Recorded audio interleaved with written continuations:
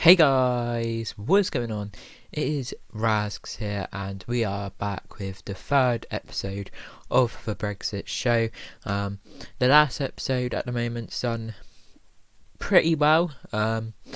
So yeah, I'm happy with how that is going so far. Hopefully we get a few more views on that. But today, I've been looking at the news and that, and hearing that John Bercow has been having secret talks with the European Union about delaying Brexit, about avoiding a no-deal Brexit. Now, some of you may say, especially Remainers, oh, why are you annoyed about that? He, as a speaker, he's meant to be impartial, but he's so not he's not impartial by any stretch of the imagination, and I think it's clear to make that right from the get-go. He is not impartial by any stretch of the imagination. But Nigel Farage, he, let's just say, shot down the Liberal Democrats today. Well, I'll get it up for you in a second, but what happened was a Liberal Democrat, or a Liberal Undemocrat I should be calling him, said that the people didn't know what they were voting for, they were lied to, and Nigel Farage hit back. So I'm going to play the clip, which is on Nigel Farage's Twitter, of what he what he said. So yeah, we're just going to play it, and I'm going to shut up and let you guys hear it. Oh, right. Okay. Well, I've just mucked up. Hang on, guys. Hang on. I got this. Okay. Right. It's going to be playing in literally 2 seconds. So this is what went down in the European Parliament today. Yes, the country voted, the UK voted to leave the EU, but they didn't know what they were voting on, and they were misled. You patronising, snuck-up snob. How dare you? How dare you tell people they didn't know what they were voting for? Farage, they knew please. exactly what they were voting for. They were voting against 50 years of people like you lying to them. They did it, you promised, you'd enact it, and you, the Lib Dems and others, have betrayed the greatest democratic exercise in the history of our nation. So there you heard it. Was Nigel Farage standing up for the 17.4 million people that voted leave. He shut up that Remainer, and I've gotten to a point now, I am so seriously against the European Union, and I am extremely against the undemocratic Lib Dems. Sorry, I was just moving my mic about. I was obviously always for no deal, and I've always been against these Remainers that want to go against the democratic will of the people. But after what's happened over the last 48 hours, I'm extremely set on no deal. And in fact, it's got to the point where I don't even want shut up, dog. That's a dog outside. Mate, I told you shut up. Okay. I'm being told what to do here. So, what was I on about? Oh yeah. So, on my Twitter bio of my Brexit account, because what it is, I have a Twitter account for my main channel, which is obviously I said, gaming and football, and because I don't want politics mixed with that, I got a separate account where I talk about politics and stuff like that, and it's called the Talker of Sense. If you want to follow me, I'd appreciate it. It's quite fun to actually just sit here and argue with Remainers when I'm bored. But in my bio, I've got Let's Go WTO then Canada Plus. I don't even want a Canada Plus anymore. I don't want to do any sort of trade with them. Obviously, we will have to, I understand that. But I don't want to do any sort of deal with them at all anymore. They're vile. The European Union is vile, it's undemocratic, and it's not fit for the purpose. The world needs to move away from this dictatorship.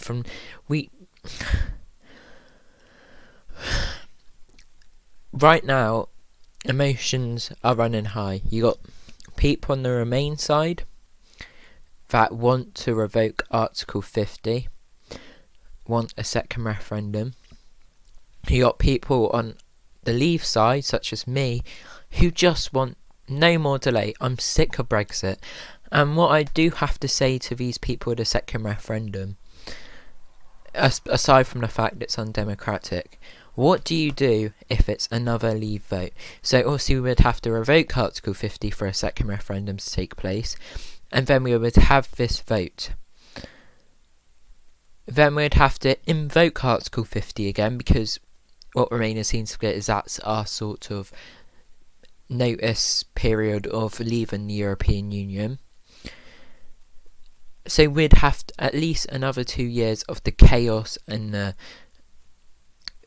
quite frankly, BS that has happened over these last, like I said, last 2 years. And then we'd go all through the roundabout all over again. Can you seriously say to me that you're happy to go through all of this again? Because I'm sick of it. I will always be for Brexit, but I've got to a point now where I just want a no-deal Brexit, and just to get on with it. Get on with the actual merits of Brexit, because I'm sick to death of logging onto Twitter and having to deal with these Remainers that tell me every single day, we will remain, we will have a second referendum. If Boris Johnson has any sense, he will definitely not extend. He will go on WTO, and then all of you people who sit there, call us racist, xenophobes, little Englanders, will then be your fox will be shot. What will you be able to say on the 1st of November? Oh, I already know. Oh, the Remain and Revoke has ended, but now it's time to start the Rejoin campaign. Alright, good luck with that. But it's not going to happen, because once we are out, we are out. And do you really think the European Union... Well, they want our money. But do you think the European Union will be kind to you?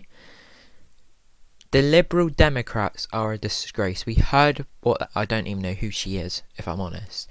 But we heard what that woman said. She downed on the electorate. She basically said we're all stupid. And we didn't know what we were voting for. People did know what they were voting for. They voted to end freedom of movement, to be able to create our own trade deals, to be able to fund the NHS and other public services such as the police, which, me personally, I'm in big favour of funding the police and the NHS. And above all, they voted to regain our sovereignty and independence. They didn't vote to be half in, half out. We didn't... Well, I say we. But you know what? Even though I couldn't vote, I say we. Because whether Remainers like it or not, we're in this together. We are all in this together. And we should face it as a united kingdom. This is what I hate most about all of this sort of vibe right now. There's no togetherness with anyone. What I want more than anything is for everyone to be united and to be happy. And I know you will never get that. I've always been taught you can't please everyone. But that's above all what I want mostly in this situation right now. Is for us to just get together. That's all people call... Like, leavers can go too far. I understand that. Some leavers can, you know, such as the death threats to MPs. I don't agree with the Remain MPs in Parliament, but I would never send them death threats, and I'm not in support of anyone who would do that. But then I also go back with, what do Remainers expect when what they're basically saying to leavers is, you're stupid, have another vote, and get the fucking right answer. That's what they are saying. And then they expect at the end of the day for us to be all happy. It's not going to act like that. And also, I got another thing. The unity government. How on earth is a unity government, you know, how on earth is it, you know, how on earth is a group of Remainers trying to put Brexit back and delay Brexit full of Remainers. How is that a government of unity? It's not. It's a government of disunity, and it's a stitch up by the pro-Remain Parliament that all they want to do is go against the people. And I'm sick of it. And honestly, I'm a Conservative member. I am a big fan of Boris Johnson and Jacob Rees-Mogg. But if they ever cave into the EU after today, if they can ever sit there and even communicate with the European Union on the reheats and Theresa May's treaty, I will rip up my Conservative card. I will join the Brexit party, and I will 110% back Nigel Farage. And I'm only a small channel. I'm only a small campaigner, but I will 100% stand against the Conservatives, Labour, and do whatever I can as a small channel that I am to help the Brexit party, because I've had enough of the European Union, and I've had enough of being made to look like an idiot by Parliament and also by the previous Conservative government, where I've had constant argument with Remainers, and at the end of the day they've gotten what they've wanted. Despite the fact they lost the referendum, they are getting the spoils because we are still in the European Union. We should have left on the 29th of March. We didn't. We should have left after that 2-week extension. We didn't.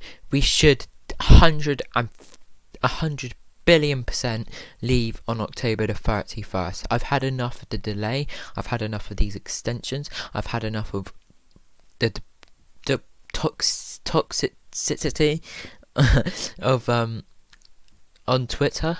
I've had enough of the Remainers calling me xenophobic, all because I want to have trade deals with other countries as well as the European Union. Being called a little Englander, despite the fact that we Leavers are the ones that want to trade and have good relationships with all over the world, while the Remainers only want to be tied in with the European Union, but apparently we're the little Englanders. And I've had enough of being told Brexit isn't happening, we're having a losers vote. I'm absolutely sick of it, and I'm sick of people like Femi, who sit there and act as if a second they say all you get from is no deal would be undemocratic and it doesn't have a mandate. Well, I'm sorry, you can say that all you want. Second referendum doesn't have a mandate. It's not democratic. Revoking Article 50 hasn't got a mandate and is not democratic. Revoking Article 50 is not democratic. It hasn't got a mandate. And one thing I will say to Femi is 110%, and to all you Remainers, no deal does have a mandate. People go on, such as when we voted to leave, such as Femi, Theresa May still's leaving the EU, that fulfills the referendum. But then I double down on you, no deal fulfills the referendum. No, people... I mean, I had a discussion with someone the other day who said the Leave vote gave no mandate for leaving the European Union. Excuse me? What? No deal is Brexit. I'm sorry, I'm not buying into this soft Brexit crap. And I 110% disagree with Tony Blair and Alistair Campbell. I don't like them. But one thing I do agree with them on is with Brexit, you've got to do a Brexit that actually means Brexit and actually is worth doing. You know, if you do a Norway, Switzerland, really soft Brexit, like even some Remainers saying, well, I would have supported Brexit if it was soft. Well, there's no point in doing that. You might as well just remain. And that's what they want. They don't... I don't even know. It's just listening to what that Remainer said to Nigel Farage and finding out about what John Bercow is doing with Sassoli, and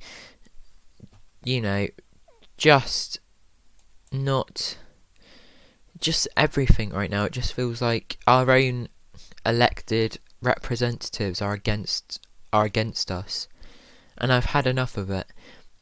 And days like this seriously makes me think, why am I even part of the Conservative Party as well? Because what really annoys me is the Conservative Party apparently still ready to put in their manifesto that we will leave with a deal. And I don't want that. I'm sick of it. And I've got to the point now, maybe I shouldn't have joined the Conservatives. Because what I done was, basically what I did, I had a boil on my head and I had it popped. And yeah, alright, that's disgusting. But anyway, long story short, I was obviously in a bit of a daze, a bit of a weird feeling, let's just say. And I really wanted Boris Johnson to win the election, but for some reason I didn't even think I was going to do it, but I ended up joining the Conservative Party because I was like, yes, we got a leaver, we got someone who, will not take any crap from the European Union. But now what it feels like is he is willing to take crap from him. Right, if I was Prime Minister, I'd have gave him one chance. I wouldn't be giving him any more chances. And if they done what they done yesterday, I'd have said, fine then, I'm leaving without a deal. And if the Ben Act or Surrender Act was sort of changed, or just somehow forced onto Boris, where he literally had no escape, he had to send the letter. Or I know this is really disgusting and dirty, and I feel a bit sick saying this. John Bercow sent a letter, and the European Union just automatically granted an extension, and we got an extension. Then 110% I would expect Boris Johnson to sabotage the European Union while also holding a general election on a no-deal mandate. Because if we get to an election and we haven't left the European Union and Boris Johnson does not have no deal as their, target, 110% I'm back in the Brexit party. Because I do still have a lot of respect for the Brexit party and Nigel Farage, don't get me wrong. I love the Brexit party and I love Nigel Farage and what they've done to British politics. But yeah, I've had enough of this. I've had enough of being treated like rubbish. And I've had enough of the 17.4 million Leave voters being disregarded, And when you hear people say the old people all voted Brexit, it's like the Remainers are sort of trying to say that because they're older, their votes doesn't count as much as a younger voter. But what I will say is, older people are a lot wiser. The older voters lived outside the European Union and inside the European Union, and a lot of them voted to leave. So my question is, what does that tell you? If the older people who lived outside and inside are voting to leave, would that possibly tell you that was because they found life easier and better outside of the European Union?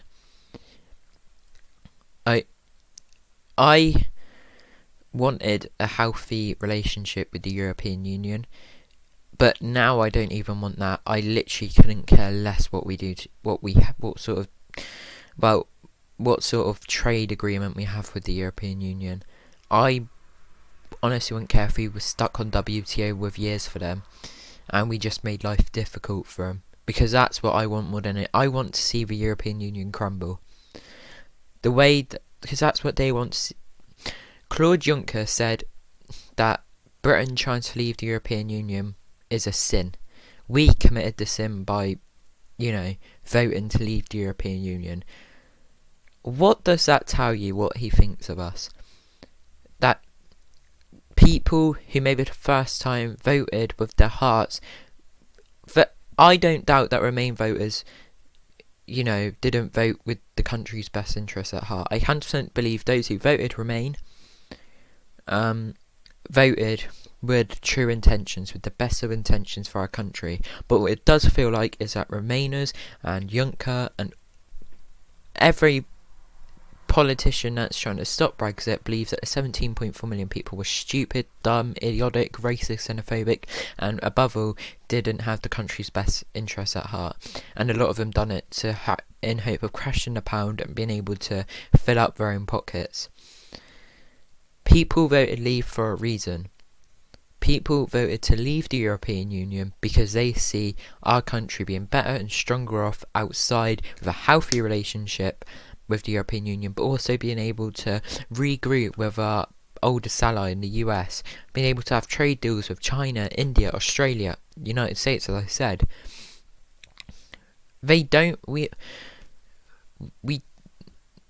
Brexiteers literally just want what was voted for.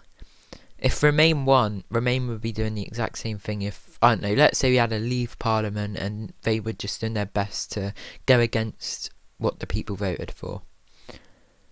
Remainers, very rightly so, would be fuming. They would be calling for their heads. They would be disgusted. But they think it's alright to do it to us. And like I've said, and this is a very upbeat. It's actually fueled with anger. The European Union want to crush us and want to break us up. They want Northern Ireland. They want us to, the price of Brexit, as they've said, is Northern Ireland. They want to break the UK apart. Juncker said today that no deal would be the definitely will be the breakup of the United Kingdom. That's what I honestly believe he's prayed every night since the Brexit vote that the UK just implode on ourselves, and we come back begging to rejoin. But you know, I hope we have a no-deal Brexit, and the European Union crumble, and they're begging us to save him, begging us to step in and save him, and I would just love it for us to laugh in their faces and say no, and just watch it crumble, because that's what they want us to do. And I feel for those who have gone against the democratic result of the people. I extremely feel for them. I don't hate them. I don't despise them. I just feel sorry for them. That they don't have the ability to accept that they lost. They obviously weren't taught how to accept losing. But yeah, hopefully, you know, we're getting closer to that deadline. Hopefully it will be all gone and we will be out, and it will just be fun to see the reactions from the Remainers. Like, I cannot wait for this. But that's my view on the events of today. John Bercow meeting with the European Parliament head, as I've said, working away on stopping a clean break Brexit. Juncker saying that we committed a sin of Brexit, and you know, the UK will break up. And yeah, hopefully we're coming to the end now. But if we're not, we need to make their lives hell, 110%. But anyway, thank you so much for watching, guys. I hope you enjoyed this video. I enjoyed making it, and I'll be back tomorrow with the 4th episode of the Brexit show. So cheers and goodbye.